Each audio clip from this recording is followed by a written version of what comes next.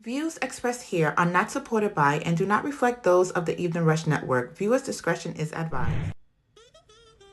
Hey, what's up, you guys? You're now tuned in to Sex, Love, and Alcohol Podcast, where we talk about, relate, and debate about anything and everything that has to do with sex, love, and alcohol. You can find us here live each and every Friday at 8 p.m. Eastern Standard Time. After we wrap, you can find us on each and every podcast streaming network. So make sure you guys tune in. Tell a friend to tell a friend. And what would Sex, Love, and Alcohol be without hosts? We got Chrissy here in the building. We also have Miss Tiffany. She's here with us. And we also have two wonderful new hosts, Miss Empress and Miss Rain. You know, follow each and every one of us on Instagram. And also tell a friend to tell a friend to tune in to Sex, Love, and Alcohol. You know, each and every week we got new shows, guests, and everybody for your liking. So, your niche is your lines of hours. I'm trying to get it. First of all, wait. I need to ask you. Can we put this in bourbon? I'm the only guy here. We'll not be popping anyone off. I think you guys like our spicy conversations. That's why you guys keep coming back. Now, the Evening Rush Network now has the app, so catch it on favorite podcasts all in one place at the Evening Rush Network app. That's right. So catch all your favorite shows. What are you waiting for? Download it now. I could not have said it any better. So make sure you download that app to stay connected with us and up to date on all your favorite shows. And now is almost time for the show. So pour yourself a drink and get ready and enjoy. And don't forget to subscribe to the Evening Rush Network and Sex, Love, and Alcohol. Hey, what's up, you guys? Welcome to Sex, Love, and Alcohol. Yes, and we are back with another week, another show, another dope episode with your favorite host. And of course, we always got guests in the building, but shout out to your host today. Of course, we got Miss Rain in the building. We got Miss Tiffany, Miss Empress, and of course, myself, Chrissy. And thanks for tuning in with us each and every week. This week's show started a little bit later, it started at 8:30, but just know each and every week we are tuned in live at 8 p.m. And you can find us on each and every network, from iHeart, Pandora, you name it, we're on it. And today we do have a guest in the building, Kadali. I knew I was gonna mess it up. I do apologize. I knew I was gonna mess it up. Yes, Miss Kadali in the building, aka Miss Frame God, aka Kalichi. She is in the building. Miss Kadali, please introduce yourself. Hello, everybody. My name is Kadali Washington, alias Frame God, and I'm the founder and CEO of Kalichi. It's the archetype eyewear brand, and I'm excited to, get into it with you guys today. I heard the topics was hot, so I'm here. Well, we appreciate you tuning in with us. And you got anything going on with you? Like anything new? Yes. So, and here in New York City, every year, 2 times a year, there's Fashion Week, and this September 9th, I actually have a fashion exhibit, and I'm making it happen, right?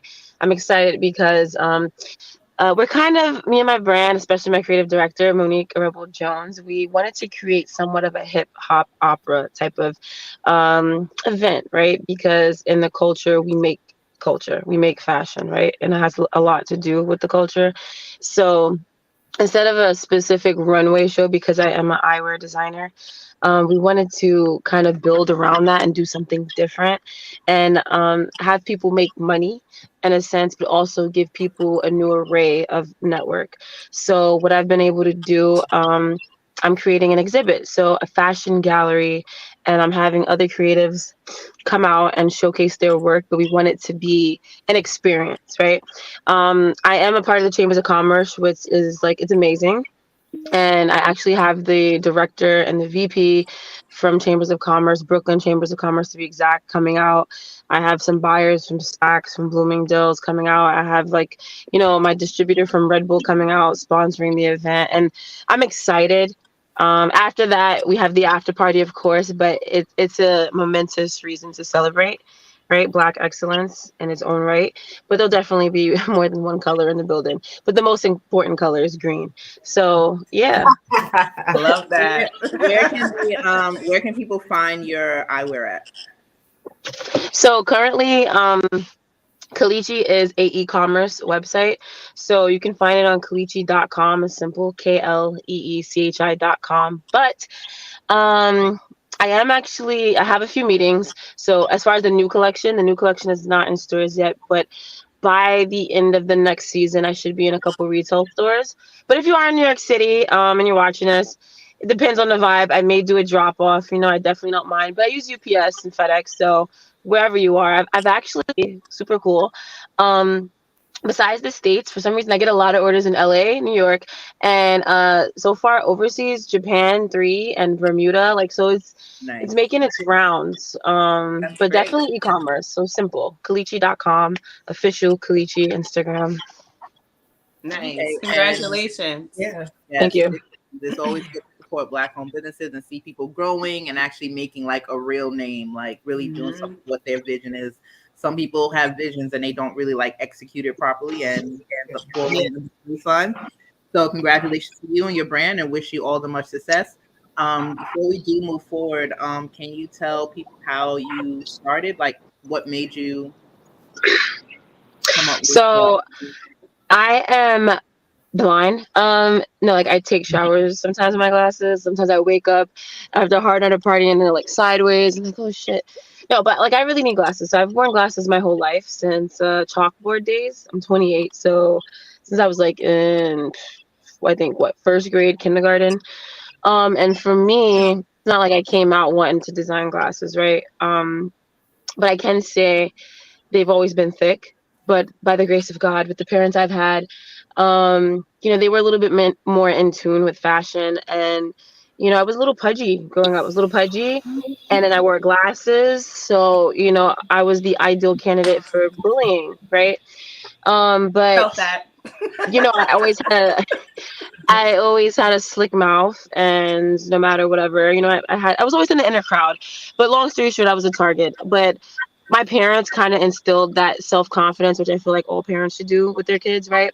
So I always had on fly shit. Just put it like that. They were thick as fuck, but I always had on fly glasses. And I always, I thank my mom and dad for that greatly, because you need to definitely pour into your kids if you have kids. I don't have any yet, but it makes or break them, right? And the percentage or the probability of a kid building their own self-confidence without the love, it can happen, but it's very seldom and very rare. That's why you have some people who maybe drop dead gorgeous to you, but they have a lot of problems, or they don't know what they see because of what they've dealt with, right? Moving forward, I always wanted to be a bunch of shit. Like, honestly, I wanted to be an entertainment lawyer. I thought I was gonna be an actress one time. I think I cut, like, was it high school or college one time? And I went to this Adam Sandler movie thing, and I was like, I thought I had it. It was so cool. Don't cut school, kids. But yeah, like I did that, and then long story short, I just found my way. I went to college, and my major was business, and I didn't know what I wanted to do still. I just knew I wanted to own some shit, right? In all transparency.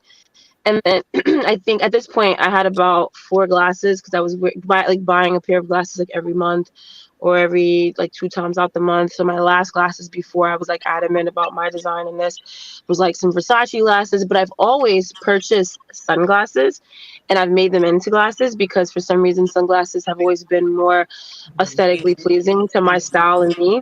You don't really see, I've never actually owned a pair of Cartiers. If I didn't make glasses now, maybe in the future that would, but honestly, it wouldn't be a frame option for me, because I have thick prescription, no matter how thin I put it. But for Cartier, they're known for their rimless feature, and it wouldn't be suitable for me, right?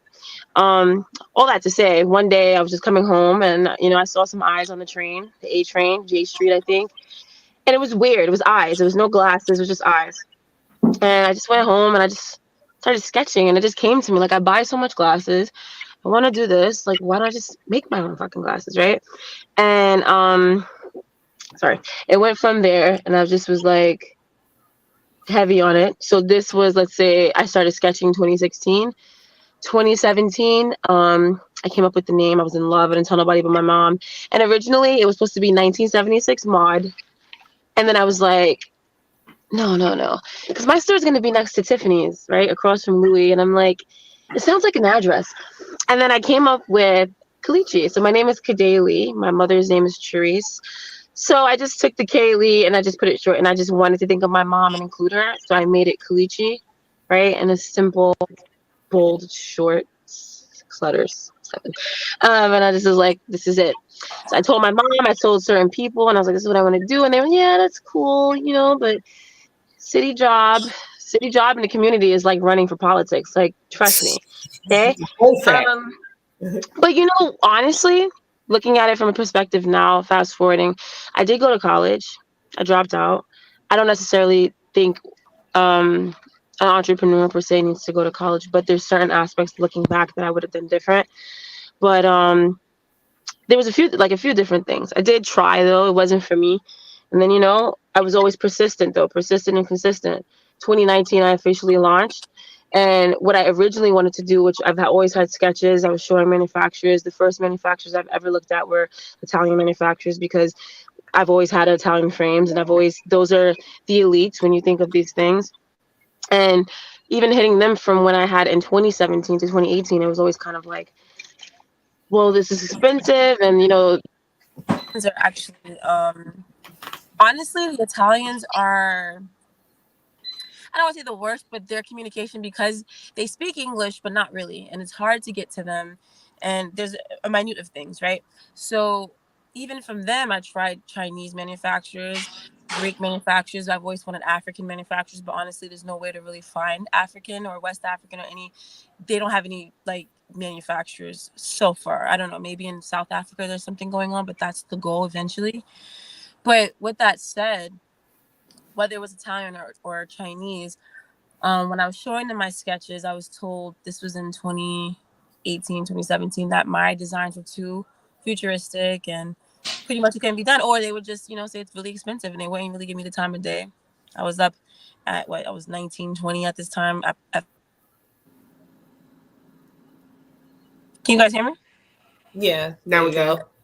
I'm like trying to figure out how do you put like a call where it's like do not disturb. But sorry, my brain is like this. I think I have ADHD, guys. Hold on 1 second. Okay. We all do. Don't worry about it. Yeah.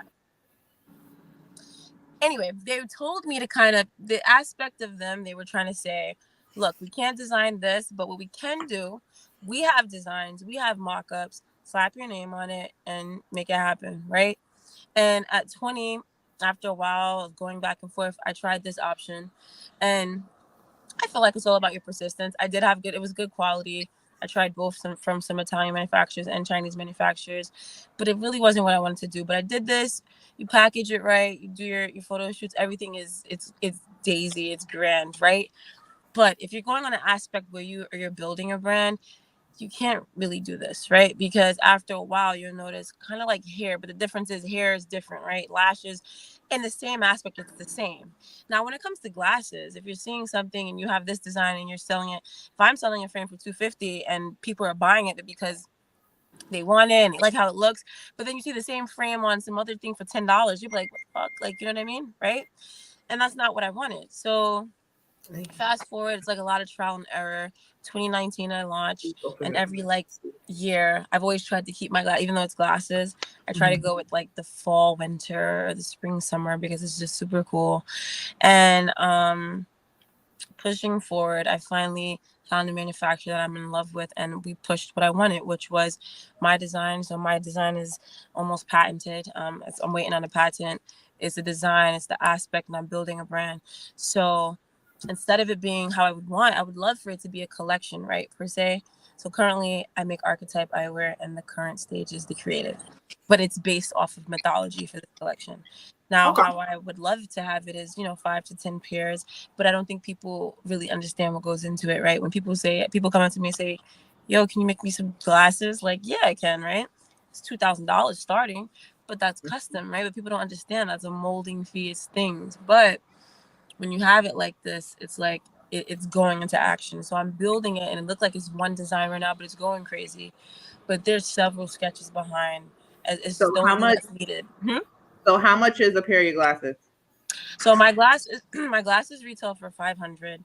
But what I've done within the last, I launched this collection Juneteenth weekend, June 19th. I had a press release. I've done an introductory sale. And what it is it's meant for the public to be able to kind of utilize and get their hands on my product and touch it and feel it, right? So it's the current price is $250. So black is nearly sold out, and I have a lot of vermilion red left. Not a lot, but a few. And the goal is there's a few other colorways that people were begging for that I'm going to drop before the next archetype, which would be the professional. Super sexy, super sleek. But how it would go, we had an introductory sale, right? So I've had people who brought the glasses who referred me, and the person they referred me to brought 2 glasses. So people love it, right? So what would happen next is the secondary sale. So the price goes up. But my goal ultimately, I would probably, depending, keep it under 5, but because I want it to be accessed, but people need to know, the value. And sometimes people don't know the value. So you kind of have to push the value in their face, right? I'm showing you this. This is what it's want. It's a want. It's a need. It's a proven need that, my brand is profitable. So, and there's a story behind it. The crazy part is, for example, Cartier is the mecca of eyewear when it comes to class. Is right. They're like the Rolls Royce of eyewear. And it just sounds good to say, I got $5,000 on my face. We're just naturally these creatures. We like good shit, and we like talking about good shit, and we like to feel cocky. And it's just this what it is. People may have their different whatever opinions, but it's a fact. It doesn't necessarily have to be glasses, whatever aspect that you like, that you may spend on. This is how we are, and it's an amazing thing. I think it's great. But we have to kind of spend that within our own, right? And I'm saying this, and I still like European brands. I like other things, but it's like, know the story. People are wearing like Cartier glasses. They don't know. The most somebody can say is buffalo horn. They don't even really know, so. Well, as someone who doesn't wear glasses, I've always wanted like some glasses, and I wanted some cool pairs. So we would definitely be checking out your website. Yeah, I'm excited because you're gonna need glasses, so and I'm definitely one for like funky type of eyewear. So yes, I'll definitely different and funky. We definitely be. I like colors. Yeah. I usually have short hair, so my glasses make my fashion. So I'm actually kind of excited to see. Yeah, me too. I will get a prescription to wear them. So these are actually you don't have to have a prescription. Some people get regular for fashion. Yeah, but you said for those who do for prescription, do you? I was just gonna order them and ship them with the prescription in them. No. Okay. So currently, I'm the designer, but we're working on that. That's actually the goal, to probably hire optometrists out of school. Right? Or, somebody who's wanting to work, but currently no. So this specific frame is actually a shade. They have C39 lens, which is like these dope, like you can see through them just like water, but the other person looking in, it's like a chestnut chocolate brown I have for the red ones. So this comes with the chestnut brown. I am my brand and I'm the billboard, so I'm blind. So they're glasses for me. And it's good because it gives people like you like the opportunity to say, yo, can I make those into glasses? And yeah, you can.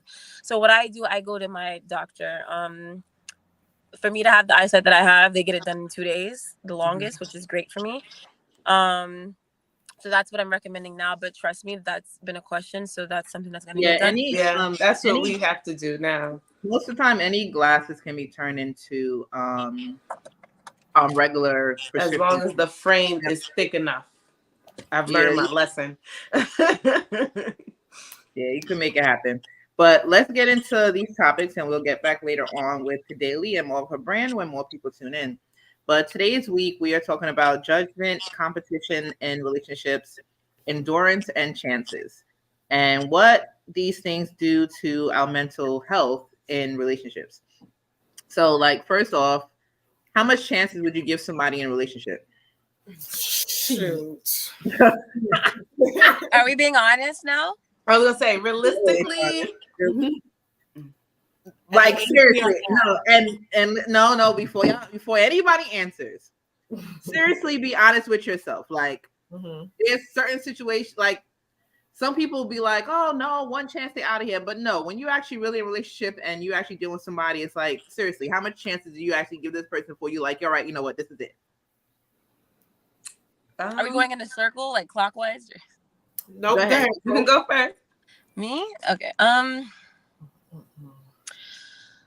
So I'll be transparent. I was actually in a 4-year relationship going on 5. And I think I gave that man more chances than he deserved. He did. I'm no longer with him. And there's no longer any attachment. There's nothing. And it sounds a little bit cold because how, excited I was just speaking. When I speak to him, it's very cold. I feel nothing. But I feel like you give, especially a woman, give so many chances, and there's so many times where you speak from your heart and you're saying what's bothering you. Can you change? Can you stop? Whatever. And that goes, they don't think you will leave. I think that's what it is.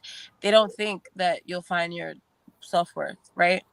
So I don't know. I gave a few times. I gave a few chances, whatever. And then there was, ghost times. And then when you're like almost done, that's when their heart breaks and their chest hurts and they'll really change. And then you may forgive and then you'll see again. But honestly, I feel like as much as it sounds crazy or it may hurt, and it doesn't mean that you weren't worth it. Sometimes a man, or I don't know, maybe a woman, I never really dated a woman, but for men, it may take you walking away and breaking their heart for them to change, and they may not change ever for you if you were to take them back. But because of losing you, they may change for someone else. If that makes sense. Yeah, absolutely. Nicola said, I know Kadeli, you on your phone. We do have live viewers and comments, so I will read the comments out. Okay. Nicola said, until I know deep down my cup is full and overflowing, so I guess that's the one. That's one too many. Yeah.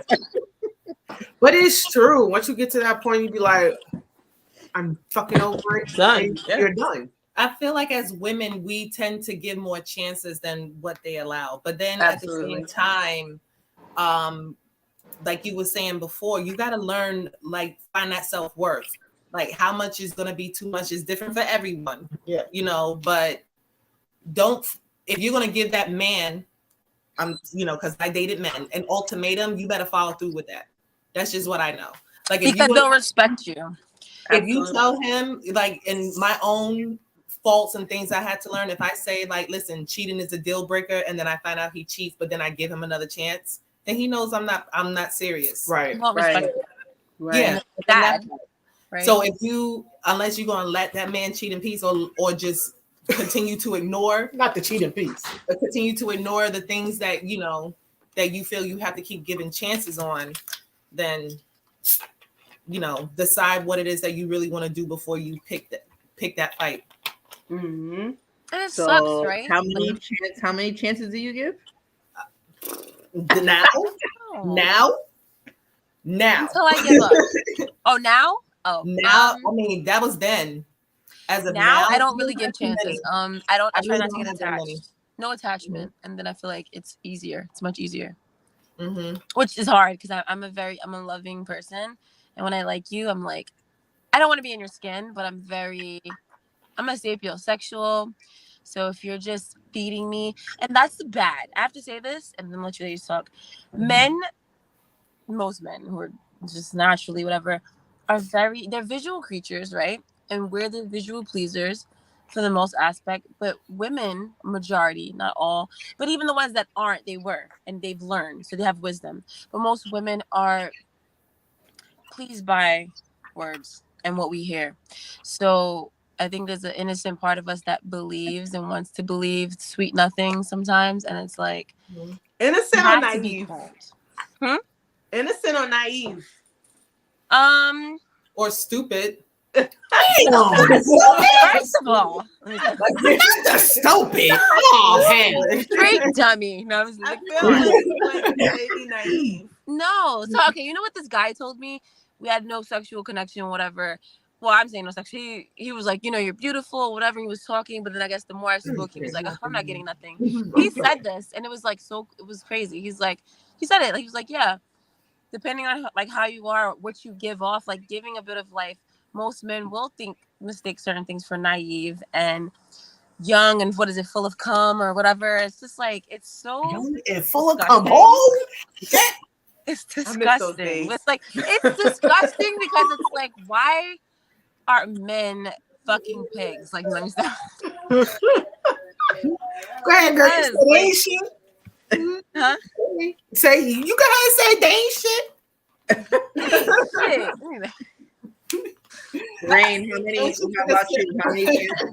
Okay, so as you guys all know, we all have our stages of dating, and I'm still fresh out of mine, and I'm still kind of licking my wounds. So prior to that, my last relationship, it was too many times.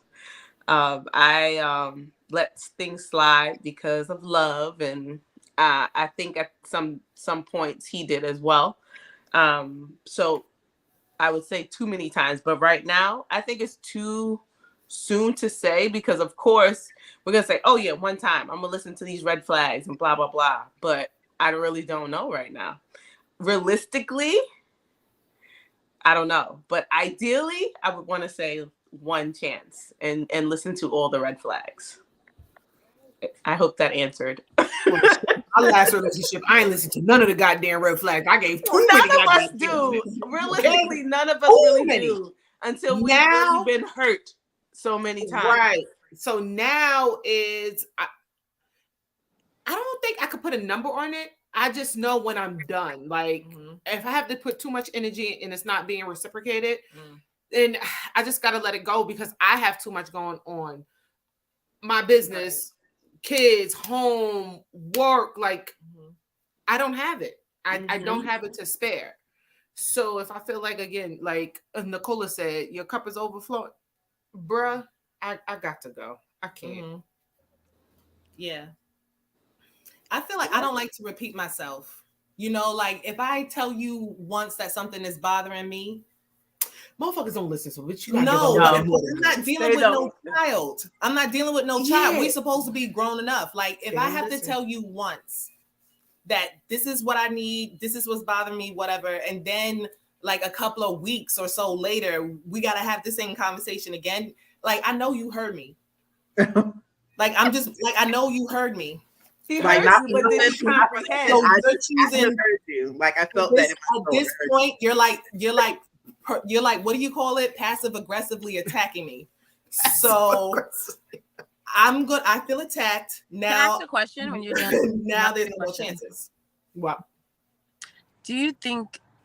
And I might never know the answer, but I just want your opinions, right? For the narcissist men who say things like this, right? So yes, nothing's perfect, and it's so sick that some men would even try to utilize that and say nothing is perfect to kind of normalize abuse. And some men think because they're not slapping you or touching you that it's not toxic, right? And it is, because you can deplete somebody. I mean, they expect you to be fucking and jumping like a rabbit and just happy to see them all the time, and it's no, right?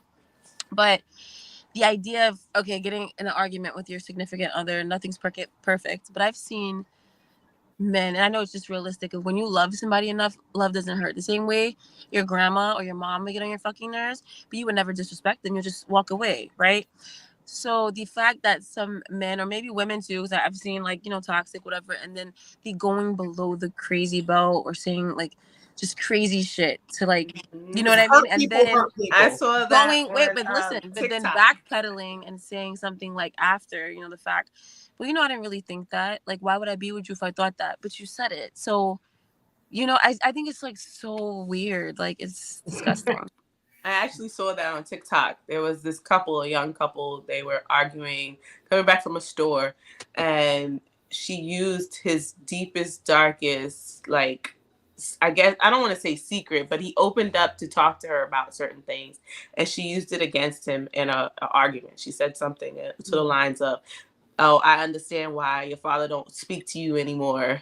That's why he doesn't want to talk to you, or something along the lines of that. And his face, all the blood dropped, like just drew out of his face. And I felt so bad for him. He felt like he looked like a child. And he was just like, yeah, no, you can walk home. This is over. It just made me think about what you just said. And she was like, oh, I don't care. But then later on, I saw somewhere else that she was trying to apologize, and he wasn't trying to hear that. So that just made me think about what you just said. I feel like some women do that. They'll it's when horrible. a man actually does let them in, be vulnerable. Mm-hmm. They'll use that against them. But I feel like that's coming from a hurt woman. Mm-hmm. Will do that. Yep, hurt people, like you said. Mm-hmm. I personally actually gave somebody 10 years worth of chances. I lost count, so that's probably over like 1,000 or some shit, whatever. Bitch, what you say 10 years? But no, dead ass serious. But you know what it is? Like, even when you try to say fuck it, you done. And when you try to like kind of look outside and you realize they ain't shit but shit in the water and piss and all the other shit, and you be like, you know what, turn back the fuck around and deal with the shit you already got. So, I felt that. Yep. Listen, sometimes in the toilet. Yep. No, like seriously, like, and me actually going outside and it's like, it's not it. The going outside is not it. And it's like, mind you, I stopped that. And then it took me 10 years to say, you know what? Let me just stop. Let me just be single. Let me just learn myself, love myself, be with myself until I can kind of figure life out again, whatever. But then, marriage came later and all the other good stuff. Right. But then now, like, say after all that, I go back to the same person because it's like, you know what? Everything even though we had our little problems, it was more the good kind of outweighed the bad in a way. Right. You start talking to yourself. Yes. And just talking yourself into staying. It's not that bad. Yep. It's like, let me just go back to what I know type of thing. Right. What's familiar, what's comfortable. Right. Yeah. And mind you, guess what? It's 2023 and it's still shit in the fucking water. And the thing is that, like, even with the same, we start thinking, right? Yeah. But you know what's okay. But it's like me being dumb, like how Yolanda said, like not even naive or dumb. Bitch is dumb. I keep saying, like, why am I so dumb and stupid or whatever? But it's like, yes. Now that you go back for the second time because it's nothing that's out there. Now you have to deal with the mental abuse and whatever. Like the emotion. It's like it's a lot that's going into it, and it's like that shit fucks up your mental like badly. Yes. It's like, even though your mental is fucked up, inside is like, but he still treats me nice sometimes. But it's like, oh, sis, stop reading my life. It's like, I know I need to leave, but I enjoy our little movies on the couch or our little home cooked meals. But he just said that my family ain't shit and I ain't shit. And I ain't gonna be shit. Well, I wouldn't go that far for mine, but yeah. Same thing though. Like, it's that verbal abuse. That verbal abuse is like real because but doesn't this tie into your endurance? Yeah, it's like, how much can you endure? Like, at the end of the day, like, sometimes it's like, is there really a measuring cup to that? Because I'm definitely strong on, for any of my female friends or relatives, whatever, you can never tell a hoe she's done until she's done. Right. No matter how bad the situation is, like, I could never be like, hey, you done? She might tell me in my face, yup. But next week she's gonna be back. I know she ain't done. He hit her up. No, but we all know. We all might have sit down with our homegirls and talk about, what's going on with our personal whatever. Not in depth, because nobody really goes in depth with their friends. Like, no matter how close the fuck y'all are, nobody really tells everything, because there's some things that happen between you and your partner that's kind of like too touchy to kind of touch on to even let them know, like, whatever. So you tell them as much as they need to know to kind of help. Right. But the thing is that no matter what you say to your homegirl, they still want to do what they want to do, and they're not going to leave until they're ready to leave. At this point. Absolutely. So it's like, no matter how many times, and if the bitch go back, just be like, oh, all right, come have some coffee. Like, it is what it is. Like, no judgment. No judgment. Yeah. Don't judge. Because like, at this point in our life, like, there could be kids involved, investments, family, whatever, years. So like whatever you want to do, I'm here to support you, but don't tell me you're gonna leave him and you ain't. And I don't want to hear anything about him putting his hands on you again. And when it gets to that point, again, because sometimes it be like that. Like he's done it before, and you still staying. I really like this pink. Yeah, the physical abuse I don't deal with myself or honestly none of my friends. Yeah. It's like I'm not gonna lie, I had one friend that actually called me screaming because she was being choked out, and when I say I ran every light, every fucking stop sign, fucking turn, I don't care who was fucking on the street, God pray over you, because I got to that motherfucking house so fucking fast and kicked the fuck out that motherfucking door. Like, I love it. Like, trust me, I ain't one of them people, friend, family, foe. Like, I don't play that. I'm that cool, calm, collective person, but when shit like that go down, I have everything I need to protect you and myself. Yeah, but then you do all that just for them to go back, you know? So listen, no, there hasn't been no going back. So we that damn scared. Can we get to the applause? Right. We don't get that a lot. No going back. Abuse is never the answer. Like, no, when for real. Any type of just abuse, walk away. You have to find the strength to, period. And it doesn't even have to be physical, like any sort of abuse. Gaslighting is real. Like narcissistic people are dangerous. They chip away at you a little bit every fucking day. Like your spirit, your soul. You feel like you dying inside. You feel like you're crazy. Because they make you feel like you're crazy. No, I'm about to say they make you. I had somebody like that. They make you feel like you are going nuts. Like, that is you. Thought I was hallucinating. Yeah, like you know, like I know I ain't crazy. I said that, but he's saying I'm crazy. He ain't see crazy. They'll love saying your memory. Like you don't remember, or using like stupid shit. Like you know, a mom or how family would talk and just in joints them say things like. Whatever, they can be like, Lisa, she talked too much or whatever, but that's your mom, she's just saying that. My ex, I had an ex who used to like, this nigga was fucking just dumb. Like, I hate him so much. Like, I know that's bad because it's like I'm here, but like, What's his sign? You know what's sad? I'm a Leo July 30th, and he is a Leo August 17th, and we were nothing alike. And I don't know what it was. Like, I feel like, and I said this on the phone, I'm over it, and I try to be nice. So I was with the nigga 5 years, almost 5, and it was just pathetic. I had my dream. I said what I had. There were little things like, probably you'll see this. I don't care. So there'd be like little things like, I'm just thinking, I'm just so angry. Like me working and busting my ass and then coming, I never lived with him, but at this point we lived in the same area. So you'd be with your boyfriend so much, it's like you together. Yeah. But let's say I'm horny right now. I'll be horny maybe. But then I'm getting off work at 2 fucking a.m. You're asking me to come over. I'm exhausted. So I may say, babe, not today. I'm tired. That'll be an argument if there's no sex. Then we'll get into it about little things. Like, it felt like it was an argument every day. And then we try to utilize with my mom. Oh, like, your mom. Like, what the fuck are you even talking about? Now, I'm very, like, I am the type of person I get very, I don't like disrespecting nobody I love. Because I'll just, I get crazy. But with him... And let me tell you the gaslighting, which you said, right? So I don't know how it would start, but it would be some type of disrespect.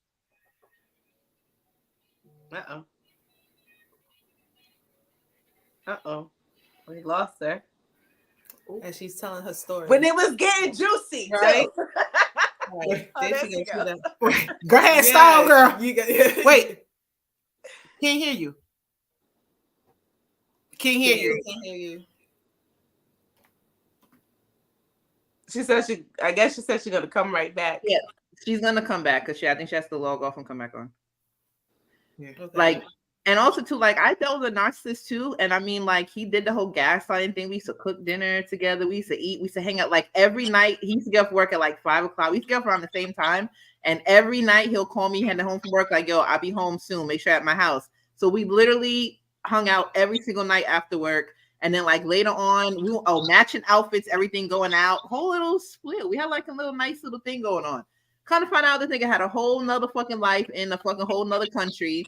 He used to be like, oh, I gotta go see my kids or whatever. I gotta do this. Had a whole fucking wife in a whole motherfucking other country trying to tell me like, oh, it's fine, it's nothing. Oh, you're just overreacting. Oh, she like nigga, like what?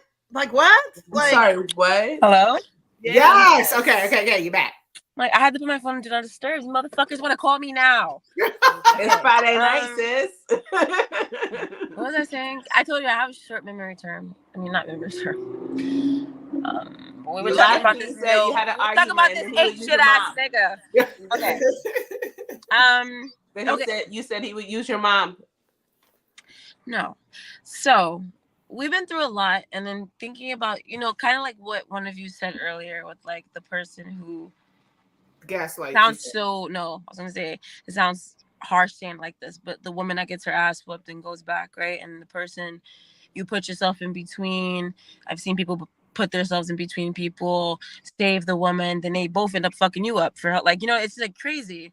Mm-hmm. But so I've never been in like a relationship like that. My family's crazy, like, but in terms of like verbal and like nuts, but of course, that's the narcissistic I was talking about. So we could argue. I mean, of course I'm not going to take but so much, but the way it would start, it would always be like weird. And for a long time, and I said this, I feel like it was just, I think he was a jealous, manipulative hater.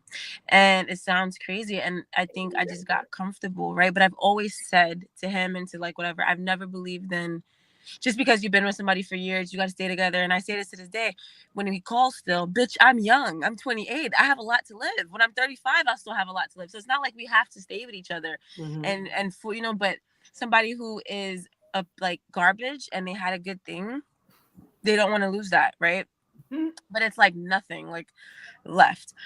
But I forgot what we would even argue. It would just be the stupidest shit. Let me tell you these weird army tactics that they do. It's just army tactics, I have to tell you. Like, I don't know why we would even argue. It would be something like an attitude. Like maybe he just did something that bothered me and I would just say, well, why? Like I don't like when you talk like that. Like let's try to communicate. And like on a good day when he would not be like retarded, it would be like, okay, like a nigga would be like, okay. Then if you talk too much about too much, like, what the fuck is you even talking about? Like, first of all, fuck is you talking to? Like, then it becomes that. But then it's like, it would become crazy where it becomes like, I don't even want to argue. Like, I don't want to do it. Drains me. Where he would start saying, I don't know how we went from you disrespect or saying some weird shit to me being a fat bitch, right? I'm a fat bitch, but this fat crock, like this fat thing was in your mouth and there was no complaints. But what I'm saying is like, the fat bitch, I'm just saying this, the fat bitch, and it's so disgusting, but it's true because I know people go through this. The fat bitch, like whatever, right? Then the niggas be the same one. You think if I really thought that I would be with you? Like, look at me. Like, how conceited, narcissist does it sound? Look at me. You think I would be with a person I think is fat or a person I think is ugly, whatever, trying to downplay the gym or whatever they have because they don't want you to leave, right? And they want you to think that they're the best when they're garbage, like trash, basura, right? But it was like weird shit. Like, bro, you know how many times, like one time, not one, but a few times, this nigga woke me up out my sleep. This is not funny. Like I worked 2 jobs, going to school, woke me up out my fucking sleep to say some stupid shit. Like, this is not funny. Laying like this on the bed, nigga wake you up. Yo. Nigga say, yo, you'll wake up. This is their face. So what you was saying, or saying some dumb shit like, who's this that texts you? This person asked me who texts me, and when I opened the text, it was like a fake number, a promoter number. It was like an automatic thing, like, hey, come party this weekend. Like, it was just disgusting. And then like waking you up, or let's say you guys had an argument and you're like angry, waking you up and saying like at 4 a.m. and you gotta fucking work at 8 a.m., right? To say, I can't sleep, let's try to get over this, but maybe because they don't want you thinking about it too long or whatever, but trying to keep you up. Listen, this is an army tactic. That's a narcissist. Keeping you up to try to like, because at a point you just want to be like, it's okay, forget it. I just want to go to sleep. Yeah. They want you to do that instead of waking up the next. So that way, the next day, if you're thinking about it or whatever, it's like, what are you talking about? We just got past that. Niggas are like nuts. It's like fucking crazy. No, really the is. narcissist won't let you sleep. That's a narcissist tactic. So what was the final straw that broke the camel's back for your relationship? When did you say, what happened to where you was like, I'm fucking done? Okay, be true. Okay, so there was two.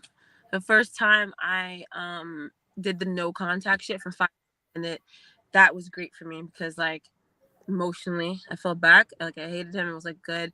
There was a point where this bitch ass nigga took his lips to spit at me.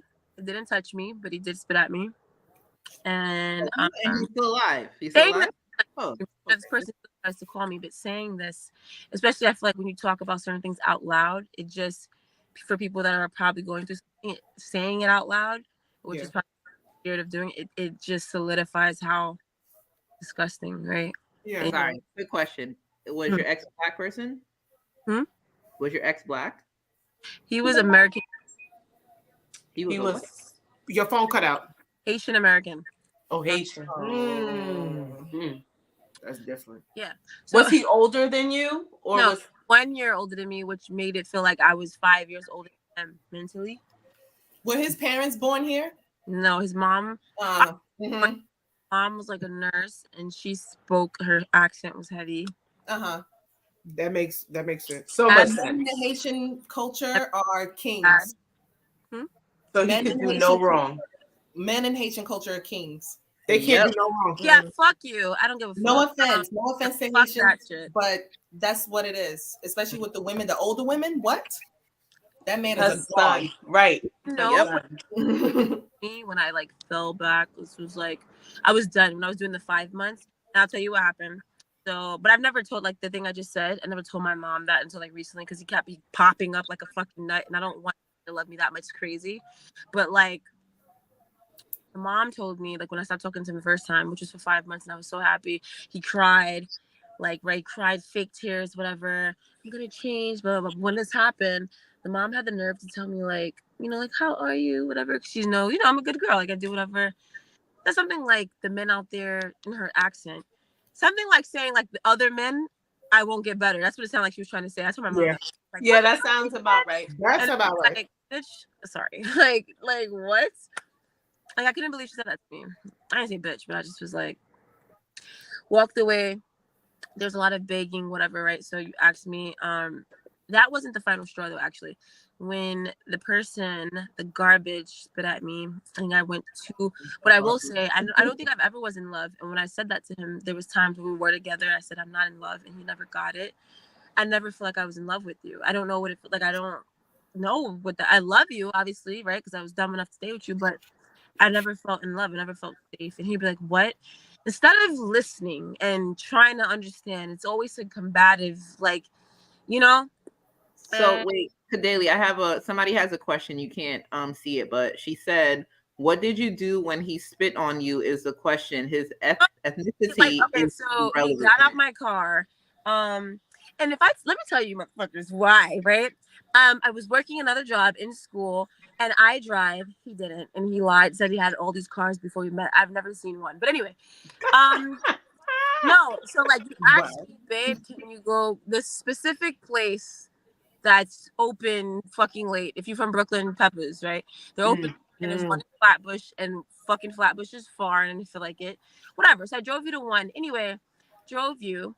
Your girl that has school in the morning and works late night, right? Instead of just because you're getting money, nigga, you should have just ordered an Uber and got it, like, right? But you wanted your girlfriend to drive and get food with you. Okay, so we go, and I didn't drive to the Flatbush one, so he came back in the car with like an attitude, like whatever, and I asked naturally.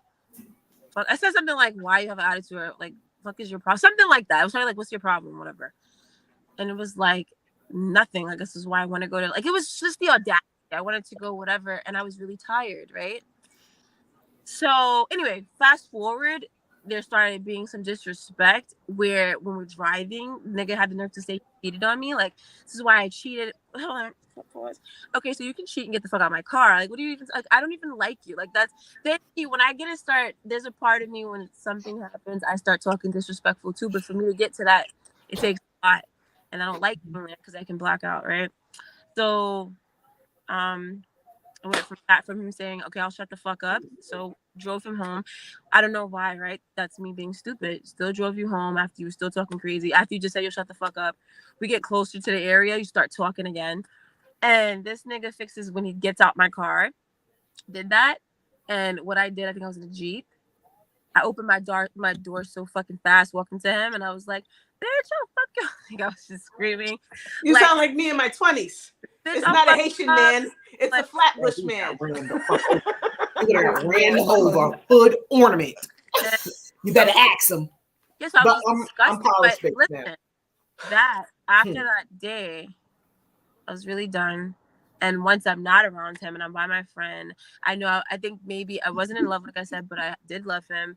And I think a part of my heart broke because my friend was like, friends, fuck that nigga, you fucking it, which I am, But at that point, it was just like, it would never occur to me, even when somebody that disgusts me, I probably just fight. But like, it's never occurred to me to take my fucking mouth. I've always seen that as the most scum, low, like shit. Like, you know what I mean? So it's just the fact that you did that, like, whether it missed or not, it's like I had my friend's teddy bear and she was like, let's drink, fuck that nigga, we're gonna go. And I was like, If I you had ain't the got no teddy brothers bear, or you was and only I was just child, like, I would have no. fucking made all the phone calls in the universe and No, I went to my bed that night and I cried with the teddy bear, and I think part of me broke inside, and I think I emotionally detached. And then, like a dummy, I think 2 weeks later he got me a bag, some YSL bag, and that sounds disgusting and sad, but I went back, and it'll never happen again. And you're lucky that you don't have a child with that person. That's never. all I'm gonna say. That part. Well, we're gonna take a quick pause. We need to take a break. We'll be right back after these messages. We have to pay our sponsors. Hey, what's up, you guys? It's your girl, Chrissy, here to let you know that the Evening Rush Network now has an app. Yes, an app, you guys. So you can stay connected on the go and watch all your favorite podcast shows. You can download the app at Google Play Store or Apple iTunes. So spread the word. Tell a friend to tell a friend. Also, if you're looking to start a podcast and really don't know how, well, hit us up at the Evening Rush Network at gmail.com and inquire about time slots, pricings, and everything you may need to get started. We got you. Join the winning team, the Evening Rush Network. And also, download that app. What are you waiting for? Get to it. Now, here are our sponsors.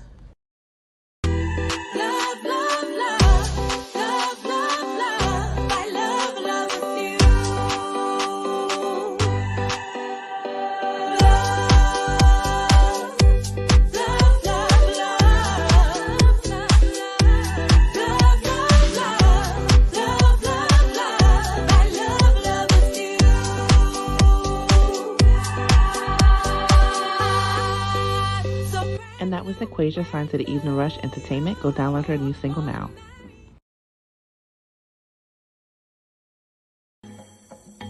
Your Story is Our Story is one of the top leading event planners out of Long Island, serving the whole of Nassau and Suffolk County and the metro area. No matter the special event, Your Story is Our Story has you covered. No matter how big or how small, they have a team big enough to execute your event to perfection. Even if you just want to set up a scene for a photo shoot, they got you covered. They can do anything. Your Story is Our Story also does forever flower bouquets. For all occasions, special holidays, Mother's Day, Easter, you name it, whatever you need it for, they got you covered. So make sure you reach out to them and follow them on Instagram. They always got special deals when holidays come around. Their Instagram page is Your Story is Our Story, or you can follow them on their website at www.ysios.net. Tell them Sex, Love, and Alcohol sent you. And those were our sponsors of Sex, Love, and Alcohol. Okay, good. Later. Thank you. Welcome back to Sex, Love, and Alcohol. If you're just now tuning in, we are sorry, I'm reading two different things. Sorry, welcome back to Sex, Love, and Alcohol. Shout out to our sponsors. Your Story is Our Story. You can find them on Instagram. Your Story is Our Story on Instagram is exactly how it sounds, exactly how it's spelled. If you need any event planning needs, anything big or small, you can hit them up at ysios.net. to do any booking, any inquiries, or whatever, any of the sort. Shout out to Naquasia, who is one of the leading artists on the Evening Rush Entertainment.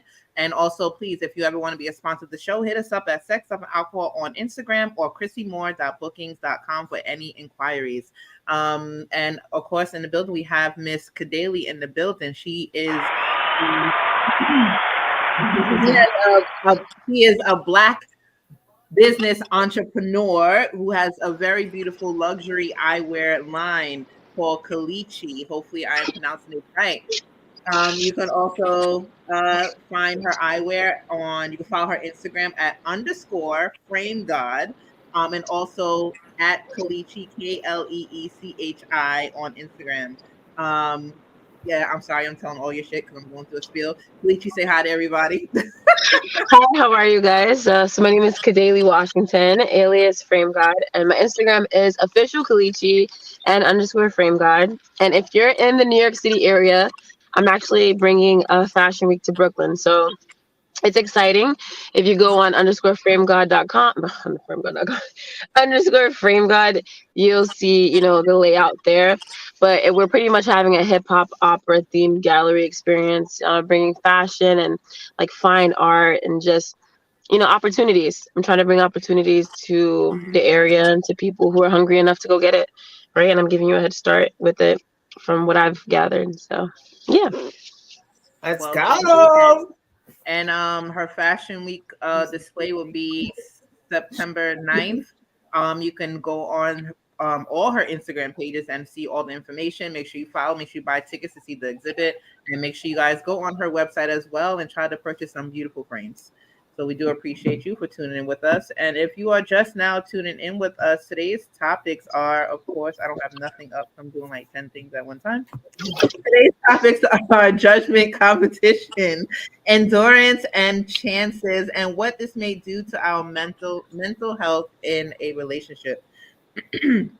We were just talking about like how many chances that we do give people in a relationship, and I do say people because no matter who you might be dealing with, the men, women, whatever, sometimes we tend to go more than usual, and give people more chances than they should actually have in a relationship. And even though we might tell ourselves, you know what, we're done, we're really not done until somebody literally does something very traumatizing to say, all right, I gotta walk away.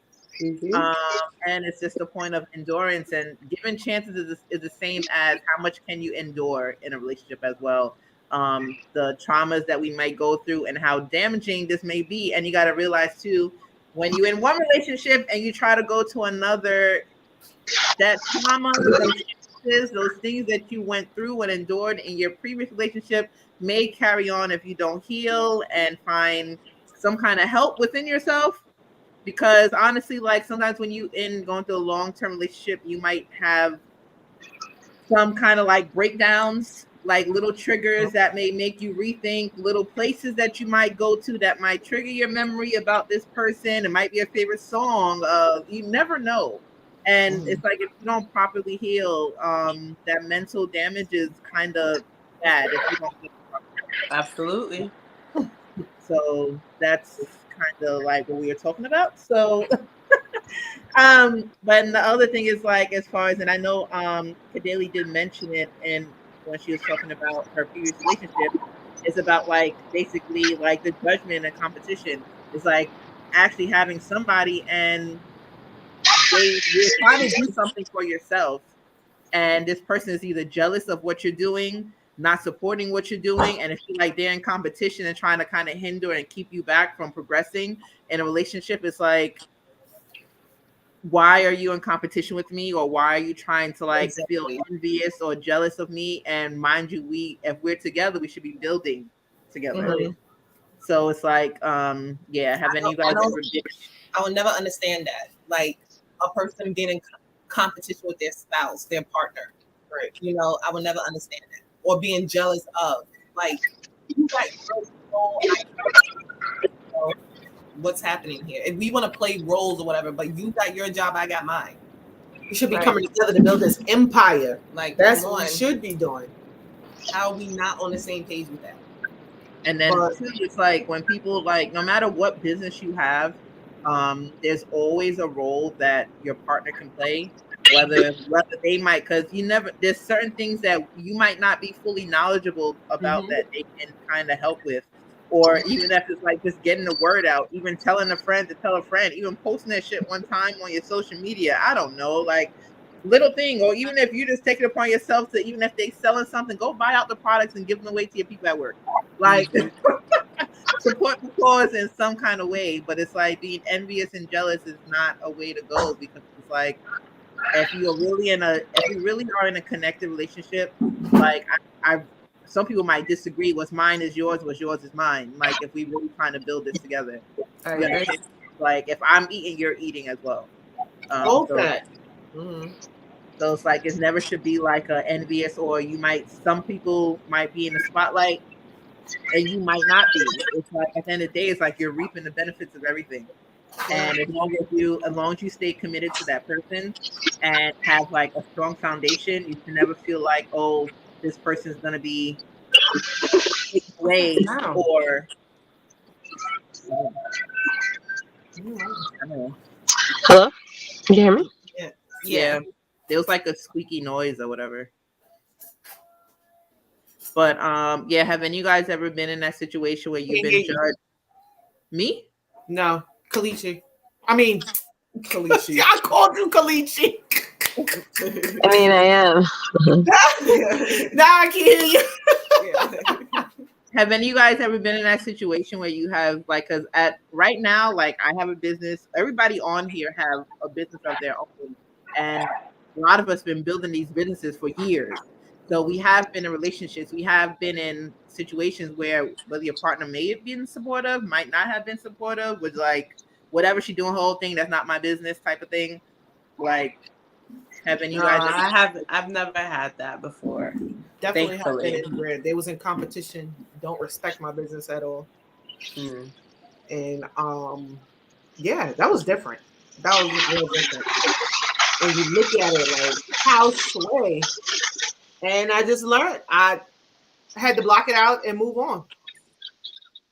I was talking to this one guy, and like we wasn't in a relationship or anything, but I guess he was auditioning for the position. He didn't get it.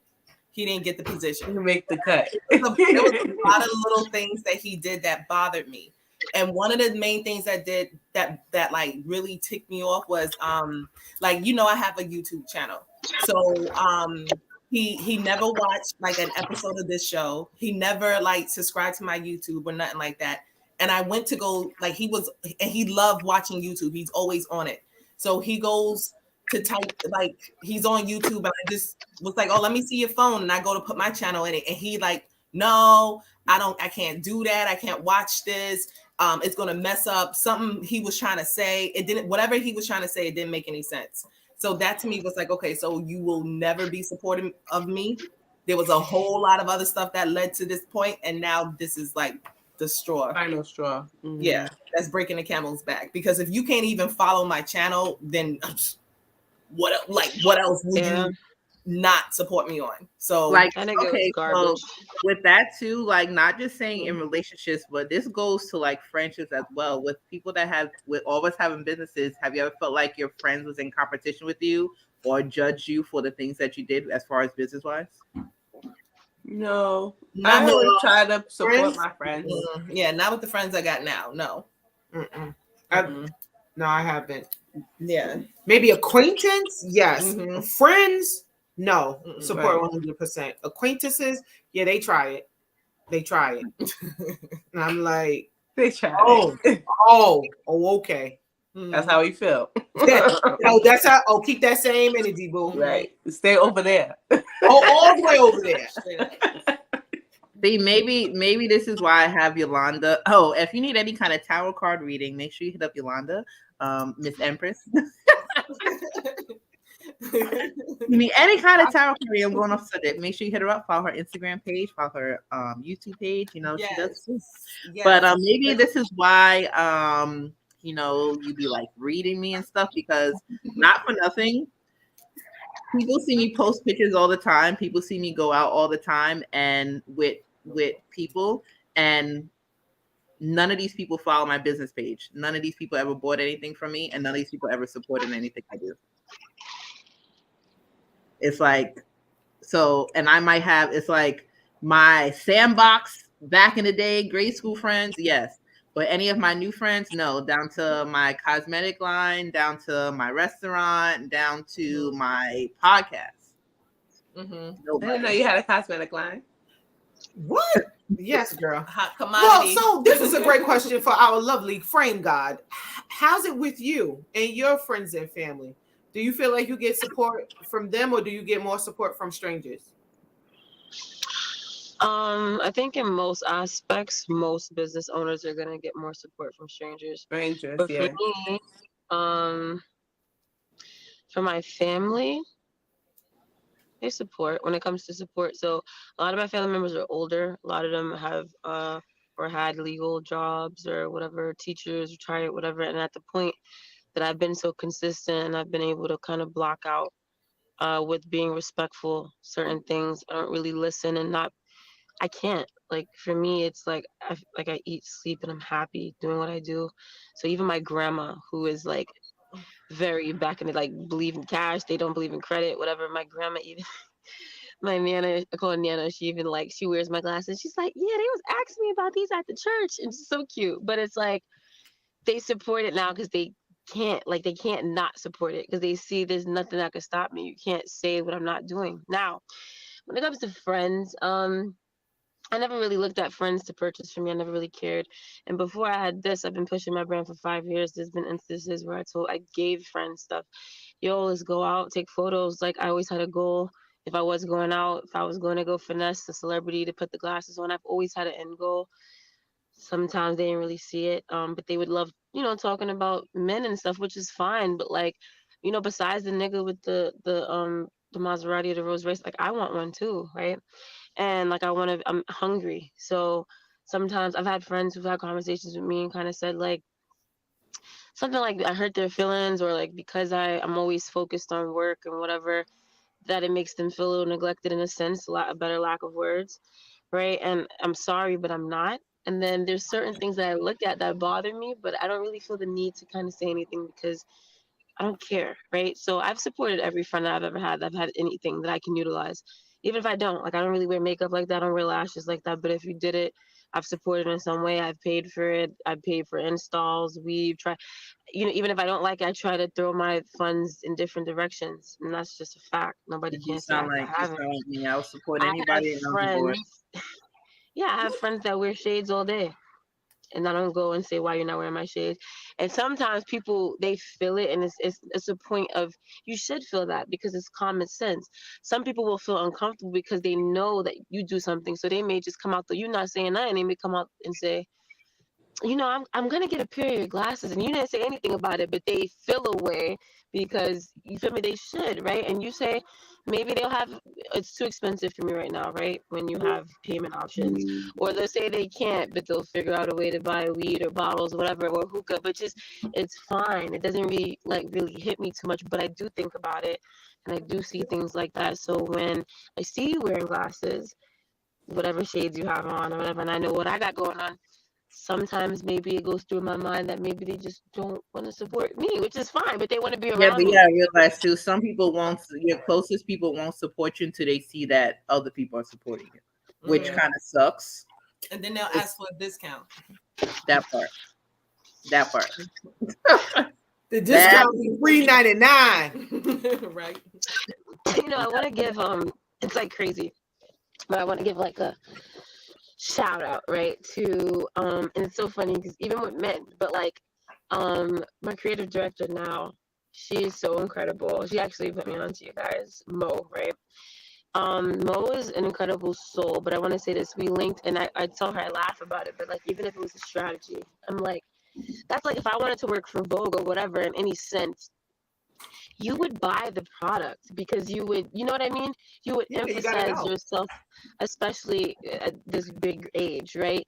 And getting close to this situation, like a man, even men know what to do, whether they're faking or not. They may buy glasses from you or buy your makeup or spend a bag to impress you, but it's like showing that they have an interest rather than kind of Like, I don't know, there's people that believe in that. I don't care. Like, I don't care how long you've been friends. There's friends I have that are day ones, they're family, but to kind of have an ideal, and I don't think that hard about it, but I've had friends say it, so it makes me laugh. But it's like people see these photos and they'll say stuff like, like if you make it, because people do fuck around with you in case you make it, they may think that you owe them something. When you make it, there's going to be a lot of people who have audacity. And, you know what I mean? When you think about how much times I haven't been on a vacation since COVID, and I don't really care to go away, but I do want to go away, but I do so much, and I'm just trying to make it. I almost cried one time. My grandma, she's 99, and I have to see her. I try to see all my grandmothers. I see them when I can, but I try to see her every week, bring food, and we talk, and I cried because she was laughing. She's like, when are you going to have time for yourself? And I was like, grandma, like, I make time. Like, I have a goal. Like, you know what I mean? I hope to God that she's here, to see me give birth to my first child or whatever. But I know what I want. I'm not ready for kids. I'm not stopping. I can't stop, like, in my spirit and my soul. So when friends kind of hit me and it's like, hey, like, do this, or can you come here next week? Let's go to Cancun, Tulum, whatever. And it's like, no, I can't. But, like, I got this I'm trying to do this, I'm trying to whatever. And, it's in good faith because maybe they just want you to come. But when you active and you're trying to get to it, it's like, you know what I mean? You don't really have the time, let alone the resources sometimes to go to people. There's not many millionaires I know that I can call and ask before I fuck up or make a mistake. Yo, what would you do in this instant, right? So, and on top of that, I would say this is the last thing. Being a woman is amazing. It's a beautiful thing, and utilizing the power we have and not just sexualizing it is incredible. But in the world of business, because it's so male dominated, it's just lucrative in the way you move because, like I said, being a woman in general, doesn't matter how you sexualize yourself, you're still a sex object to these men. And they don't really, no matter what they say, boss, whatever, they don't really want a boss woman sitting at the table, and it's a fact. You know what I mean? It's something about it that just doesn't sit right with them. So, sometimes utilizing and playing the game because you are a woman, you may get some knowledge or certain things because they may think they're going to get something, and just utilizing that and just moving forward and moving strategic. So being a woman, the queen, is the most valuable player because she can make moves the king can't. But it's just like knowing that you're a queen and moving a certain way is just like ideal. So, but to answer your question, like, no, I don't really care that much about it. But like I said, there's people with audacity, and I feel like that look at your situation and just think they know, but they don't know, right? And they just see you making moves, and they see power plays now, and now they want to be involved. Now they want to do this, and it's just like, everybody want to jump on the bandwagon. Everybody want to be a part. Everybody want to show up where you show up to see who's around. Mm-hmm. Yeah, and I say that, they say don't take, nothing's personal in business, but I feel like it is, because I feel like connections are a lot of things. When you go to these Ivy League schools and you see people are putting their kids in these schools, and they may not be the dumbest, but they're not the smartest, but, giving these charities and going to these golfs where you see these men going to golf courses is meetings and business. Like, this is things that are happening, and it's built off of personal relationships, because if somebody can solidify your name and say you're good or whatever, that's a personal relationship. So kind of saying like nothing's personal in business. I mean, you shouldn't take it personal, but most people do, whether they say they do or don't. Yeah. That's what them, but yeah, because it's, yeah. God. Audacity. For the that that fucking part. That part. I can't. But audacity. I cannot. But yes, Kadeli, I do want to thank you for joining us this evening. I do appreciate you. And I wish you much. Well, we all wish you absolutely the best. Yes. Those frames, sis. I'm loving those frames. Yes, they are cute. I love them. With your business, your personal, everything. Like, God bless everything that comes your way. More blessings. And, you got the right people in your corner right now. It's going to push you to the limits. And, so you're going to go way farther than you have ever imagined. So congratulations. Just like Mo said, she said, let's go. She comes with that sauce, that ha-ha. You damn sure do come with that ha-ha. You a fool. She mad extra, but she get out there. Like, she know, like I told her earlier, like, I love her drive. I love her passion. And it's like, she's very determined in life, and whoever she's working with, she's gonna push you as hard as she pushes herself. So it's like, you know, you got good people backing you. You need So people we like do that. wish you all the best, and I hope everybody that's tuned in, please tune in. I mean, please follow official Kalichi, which is on it is in the Instagram. comments. It is in the comments too. So make sure you follow official Kalichi on Instagram and _ frame God on Instagram as well. Please visit her website, and I do believe the links. I think I went through the link on What? Are you there? Oh, I thought you froze. Me too. Remember the mannequin challenge? Yes. No, I'm so sorry. It's like people's like there's like a paragraph that just popped up. I'm trying to like read it at the same time. But yeah, make sure you guys I know the link. Hold on, Miss Frame God. I guess your ex tuned in. This guy said, ooh. He said, "What's good, Sex, Love, and Alcohol podcast? Loving your platform. This is Miss Washington's ex. I've tuned in and heard very much one-sided mixed version of our story. Deaf down to share my truth." Ooh. Oh Lord. We don't want it You're messy. fucking lying. What? Hello, sir, but do we really want this messy? I mean, it's only fair, right? To hear both sides. Yo, Nicola, yo, you stupid. Nicola. Oh my gosh. Well, he's still only as long as it's respectful, because she. Yes.